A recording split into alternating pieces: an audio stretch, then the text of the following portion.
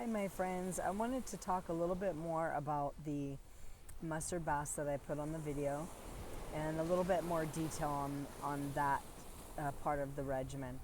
I had come across a lady online that suggested I use mustard. And at first I was very much hesitant, but we had been trying everybody all along, and I hadn't heard of that yet. So, of course, I had to try it. Now I did have full sores around my body, so it was painful, and it usually is the first time that initially when you get it on, and then after a little while it's not painful anymore.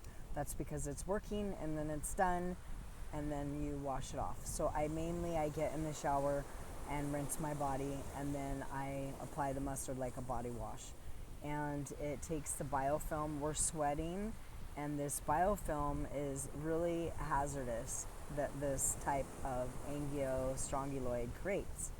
And so therefore it coats your stomach, your outer skin, your hair, your nails, your eyes, your eyelashes, just everything. And so I would wet my body and then take it and rub it in circular motions around my body. I would usually start at my feet and work my way up. Depending on where the sores were, I would usually start from the bottom up, and that way I would be in less pain at the end. It is a little bit painful if you do have the open sores, but it will remove a bunch of debris, so you'll feel the little salt, the little grains of like sand, it feels like, that will come out of your body, and that will help it to do that and remove the fibers and the biofilms. And I was very religious about doing those washes, and then I decided to start putting them into a bath.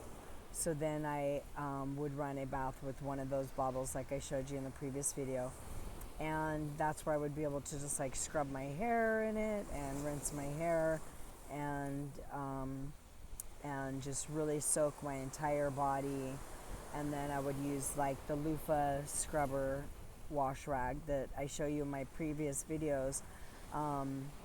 It's a Japanese scrubber, and then scrub the rest of it off after I drain the bathtub, rinse off, and then use a lot of soap, obviously, to get this oily mustard off the base, and scrub off the debris, and it will debrieve any sores that you have to where you're completely comfortable and can get rest for at least up to 4 hours.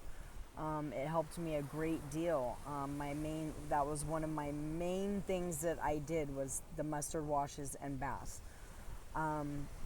It did turn my skin around my fingernails a little bit yellow, and then I found that acetone can take that right off of your fingernails. It does not stain the body. It comes right off. I think that it stains the fingers because there's the actual angiostrongyloid will try to come out of your fingernails and anywhere that they can. So basically you'll get them on your fingers, your cuticles and whatnot, and there's these scrapers, and you can scrape and clean your fingernails, keep your cuticles short, and manicure your fingernails a lot to keep your nails okay and thriving. But the mustard will not stain the body, and you wash off. And that was very, very important. So while I was taking the meds, these were the things that I was doing, because a lot of things were coming out of my body. It obviously, it knew it didn't belong there from the very beginning, and so it looks for a way out. I have since then actually had them come out of my nose. When I lean down out of a shower, I have a big snot that comes out, but it's not a snot, it's actually a full angiostrongyloid. And they also come out of other parts of my body. And it's not fun, and that's what was going on as I was getting rid of the last of it. That's what was going on. So at this point, I'm still dealing with like a lung thing. My lungs are really tattered. So what I'm doing is I'm coughing and coughing and coughing that stuff up. You cannot swallow the phlegm. It cannot go back down. It has to come up. This is all part of the process. So now that my body healed, it's got control. It may be starting to try to start again in my lungs, but it can't. And so I'm coughing that up and coughing that up and coughing that up. And that's helped me this last year a great deal. So I'm doing very well. I'm actually, like I said, wanting to start the new business of possibly doing a retreat.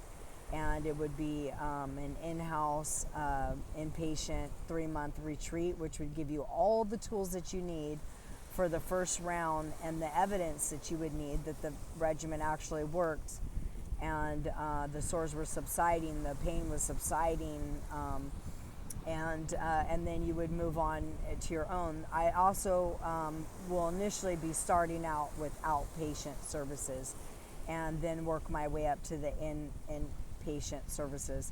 So I'm very excited about that. I'm very happy to do that because I really cannot see people suffering anymore from this, and I know how you feel because I felt the same way. The same things that happened to you, that's what happened to me. So us losing family, friends over not believing that we're really sick, and we really were, but we were misguiding them with the Morgellons theory, and that is definitely where we lost the audience at that point, was when we started speaking of the Morgellons, because it is definitely it's not non-existent. First of all, the only reason why this came up is there was a lady that had a little boy, he had it on his mouth, and they named it Morgellons, but that's not probably it will not end up with that name, I'm sure of it. But the thing is it's definitely needs to be addressed, and I'm definitely working on getting out the information that I'm holding, and securing myself, and the people that will be helping me to do this, and so hopefully soon that dream will come true. I'm working on that, and hopefully you're all having a beautiful day and enjoying whatever you can until you become a survivor. And that's what I want to help you do here, is survive. Now, don't forget to like and subscribe, and be well, my friends.